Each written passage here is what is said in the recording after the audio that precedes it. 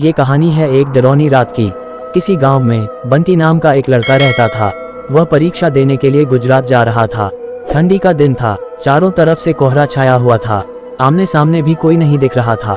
पूरे 15 घंटे के बाद वह गुजरात पहुंच गया था। परीक्षा अगले दिन थी, इसलिए वह एक होटल में रहने के लिए सोचा। रात हो गई थी और कहीं भी उसके बजट में सस्ता होटल मिल नहीं रहा था। काफी ढूंढने के बाद उसे एक सस्ता होटल मिला। वह उस होटल में एक कमरा बुक करवाया और जब वह कमरे में गया तो देखा कि कमरे के चारों तरफ जाले लगे हुए थे।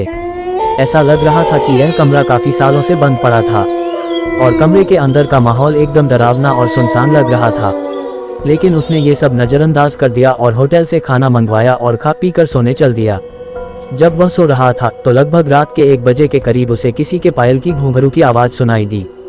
वह रात थी। बंटी तुरंत नींद से उठ गया और जल्दी से खिड़की के पास गया, ये पता करने के लिए को इतनी रात को किसकी पायल की आवाज सुनाई दे रही है और इस सुनसान रास्ते में कौन आधी रात को घूम रहा है। फिर उसने अपने कमरे से मैनेजर को फोन किया और उसे बताया कि मुझे इतनी रात को कब से किसी की पायल की आवाज सुनाई दे रही है, आपको भी दे रही है क्या? मैनेजर ने कहा कि सर ऐसी कोई बात नहीं है, आपको हवा से ऐसा लग रहा होगा। इस बार उसने अपने कमरे का दरवाजा खोला और सीधा होटल के बाहर देखने के लिए चला गया। जब वह बाहर आया तो देखा कि एक काफी लंबी औरत है जो सफेद साड़ी पहनी हुई थी। उसके काफी लंबे बाल थे और चेहरा ढका हुआ था। वह अपने हाथ में एक नारियल लेकर के होटल के चारों तरफ चक्कर लगा रही थी। ऐसा लग रहा था कि मानो अपने पायल की आवाज से किसी को बुला रही है।